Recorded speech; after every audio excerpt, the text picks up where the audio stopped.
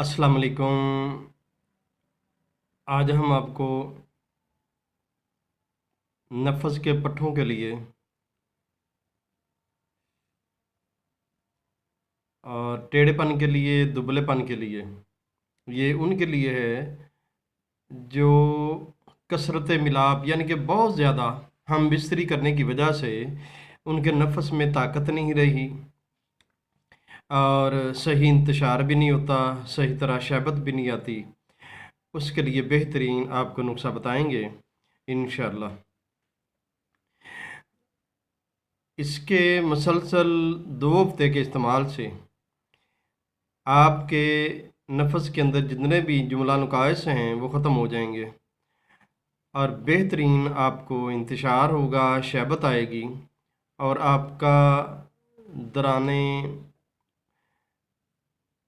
सोहबत टाइमिंग भी बढ़ेगी इसके इस्तेमाल से इंशाअल्लाह। ये इतना बेहतरीन नुस्खा है।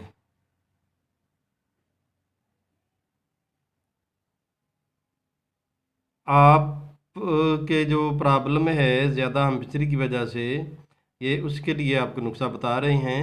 इंशाल्लाह आपको इससे बहुत फ़ायदा होगा। और 40-45 साल की उम्र के बाद अमूमन बंदे में कमज़ोरी हो जाया करती है। उसकी सबसे बड़ी वजह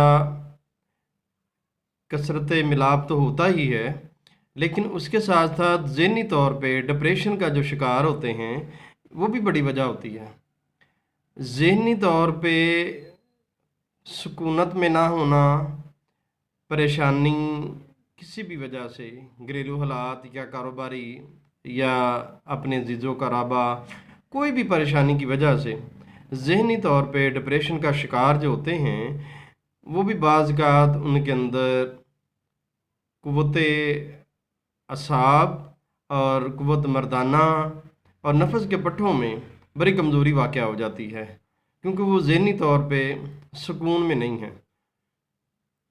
हर वक्त सोचना और अजीब अजीब वसवसे, वहम ख्याल, इन की वजह से भी इंसान के अंदर बड़ी तब्दीली रोनमा होती है और वो तब्दीली कमज़ोरी है और धीरे धीरे सेहत भी मुतासर होती है। चेहरा बेरौनक हो जाता है, चेहरा बुझा बुझा, उसके बाद असाबी कमज़ोरी, पट्ठों में कमज़ोरी और गाहे बगाहे सर में भी दर्द होता है और गर्दन के पट्ठे जो हैं इन पे भी खिंचाव का जो हो सिलसिला शुरू हो जाता है। ये बहुत ज़्यादा ज़हनी तौर पे सोचने की वजह से होता है। आप जितना परेशान हाल रहेंगे आपके लिए उतना ही नुकसानदेह है। आप कोशिश कीजिए कि आप इन चीज़ों से बाहर आएँ और अच्छी और एक नॉर्मल हंसी खुशी ज़िंदगी गुजारें। जो होना है वो हो के ही रहता है। अगर आप इस ज़हन पे कारबंद रहें, पंजगाना नमाज का एहतमाम करें, सुबह शाम कुरान पाक की तलावत करें, आप यकीन जानिए आप हर मुश्किल से, हर परेशानी से टकरा जाएंगे। अगर आप ऐसा नहीं करते तो फिर आपको अल्लाह सब्र दे देगा। आप दिल पे नहीं लगाएंगे, ना दिमाग में वो रखेंगे। घड़ी पल की परेशानी, उसके बाद ज़हन साफ। पंजगाना नमाज का एहतमाम करने का इतना बड़ा फ़ायदा है, अल्लाह ने इतना बड़ा इनाम रखा है कि वो 5 वक़्त जब वज़ू करता है, अल्लाह की बारगाह में सजदा ज़ेर होता है, अल्लाह पाक उसके इस अमल के सदक़े उसके सारे जो मामलात होते हैं ना, उसको अल्लाह पाक सुलझा देता है। तो या फिर बंदे को सब्र दे देता है, दोनों में से एक काम लाजमी होता है। लेकिन सब्र में बड़ी बेहतरी है, बहुत बेहतरी है। अल्लाह हर काम अपनी तदबीर हिकमत से करता है। अल्लाह की तदबीर और हिकमत, सुबहान अल्लाह। और आप ज़्यादा वक़्त परेशानी में रहने की बजाय इस्तग़फ़ार करें, कसरत दुरूद पाक पढ़ें, कलमे का विर्द करें। अफ़ज़ल ज़िक्र ला इलाहा इल्लल्लाह, बेहतरीन इसका आपको फ़ायदा ही फ़ायदा है। परेशानी रहने से आपको नुकसान ही नुकसान है, लेकिन अल्लाह के ज़िक्र में, अल्लाह की इबादत में मसरूफ़ होने से, कुरान पाक पढ़ने से, दुरूद पाक पढ़ने से आपको फ़ायदा ही फ़ायदा है। फ़ारग बैठे रहने से आपका ज़हन गलत चलेगा, आपके ज़हन में उलट पुलट बातें आएंगी, उसमें नफ़रत भी भरेगी, आपकी आंखों में नफ़रत आएगी, आपके दिल दिमाग में नफ़रत बैठेगी, आपकी ज़ुबान में कड़वाहट आएगी। तो उससे बेहतर ये है कि आप दरगुजर करें, सब्र करें, और जहाँ पे आप देखें कि यहाँ मामलात हल नहीं हो रहे, वहाँ से आप किनारा कर दें, साइड पे हो जाएं, सभी मामलात अल्लाह के सुपुर्द कर दें। जाने अनजाने में अगर आपसे कोई गलती हो गई है, आप उसका मदावा करने की कोशिश करें। नदामत, एहसास नदामत सबसे बेहतरीन है।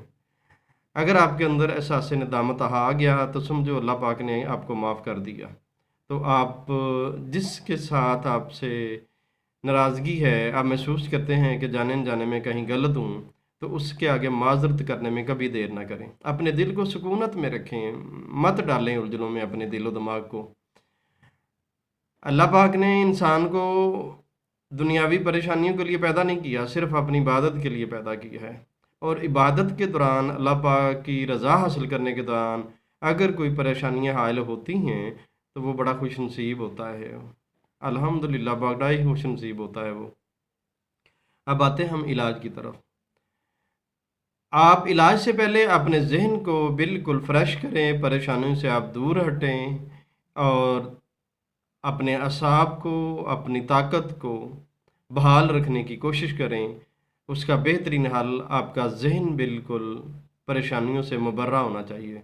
अच्छी खुराक का अहतमाम करें, और अच्छा फल, अच्छी ग़िज़ा, इस पे आपकी तवज्जो होनी चाहिए। तो इंशाअल्लाह 40 साल की उम्र जो होती है ना, उससे पहले पहले इंसान के अंदर उसकी माँ के दूध की ताकत होती है। अल्हम्दुलिल्लाह, अल्लाह ने बड़ा ही ये फजल किया है अपने नबी सल्लल्लाहु अलैहि वसल्लम की उम्मत पर।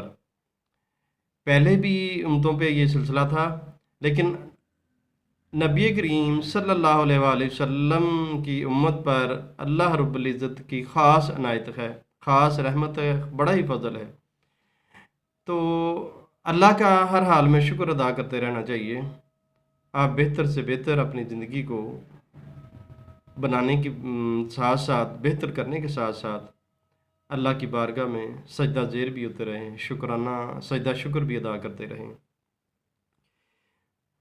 आपने लेना है रोगन, लौंग, 3 माशे।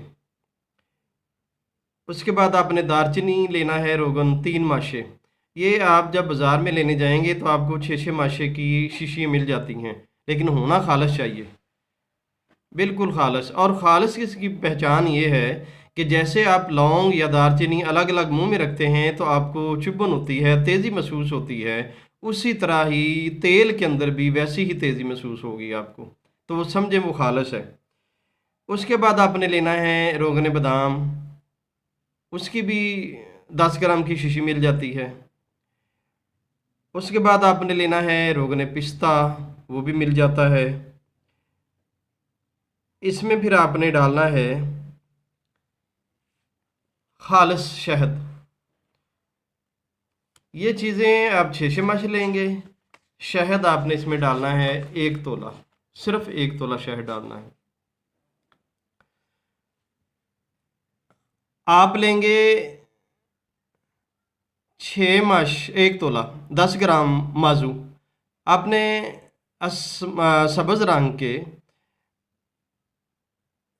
1 तोला माजू लेने हैं, छोटे छोटे, उसमें सुराख नहीं होना चाहिए। इनको ला के आप इतना बारीक करें, इतना बारीक करें कि ये मैदे से भी ज़्यादा बारीक हो जाए।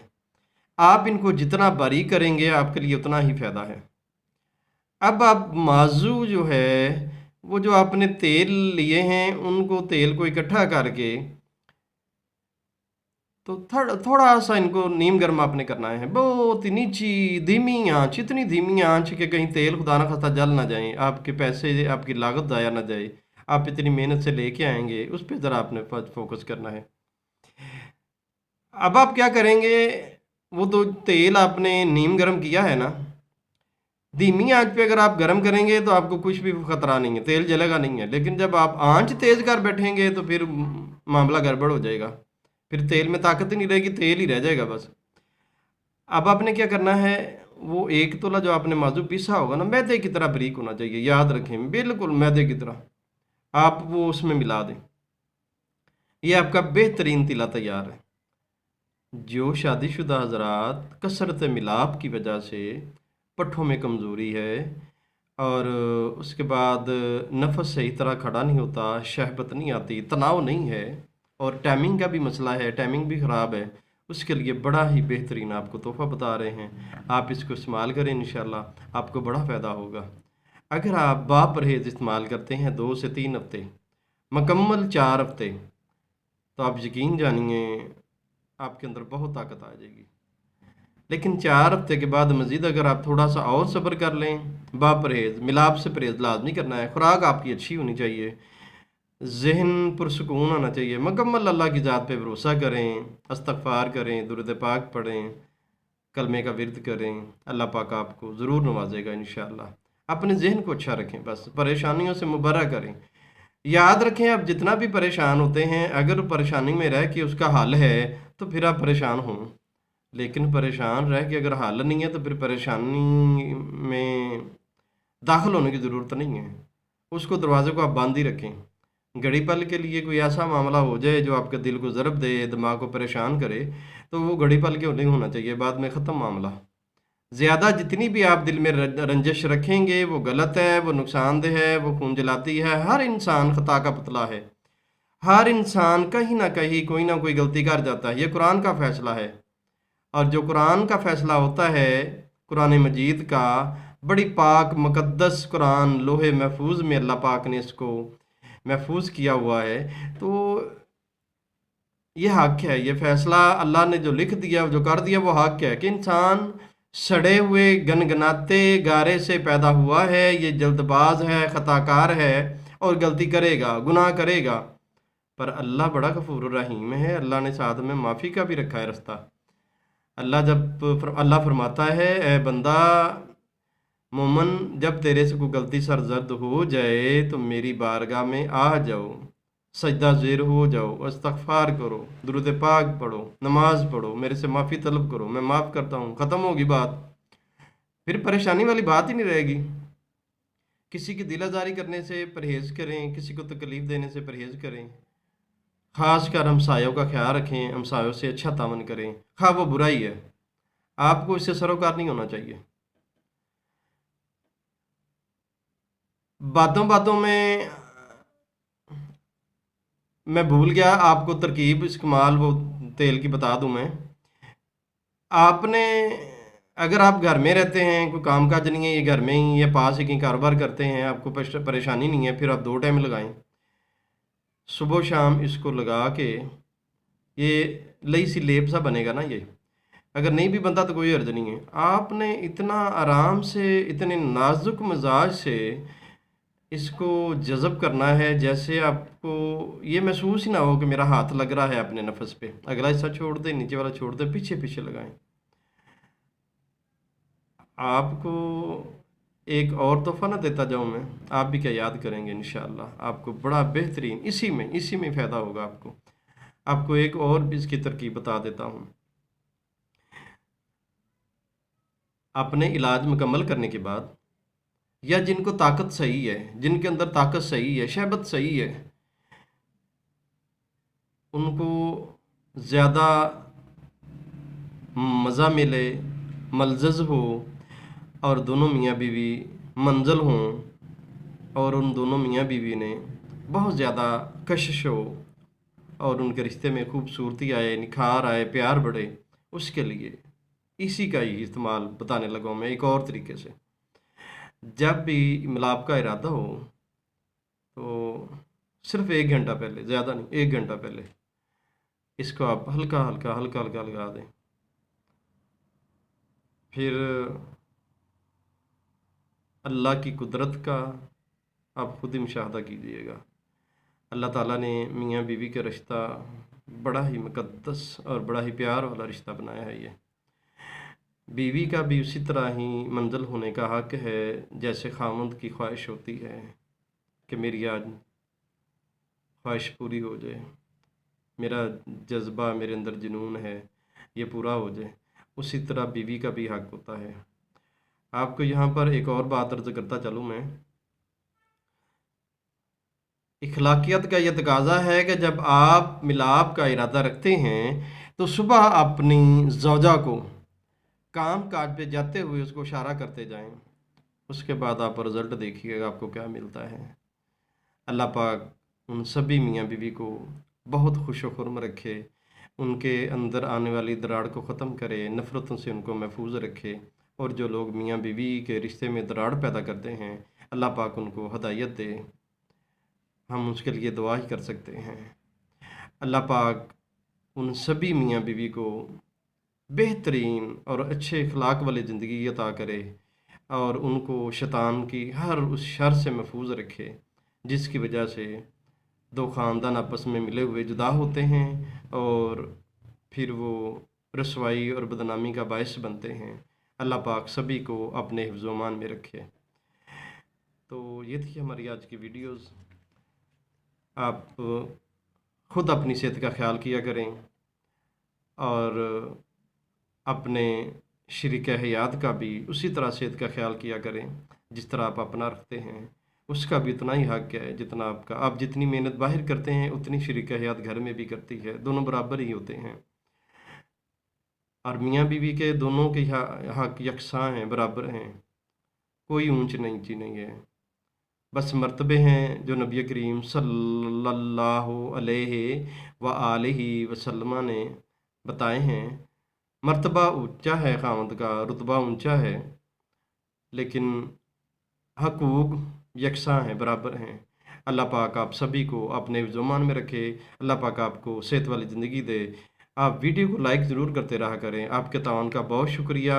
اللہ پاک آپ کو اپنے حفظ و امان میں رکھے۔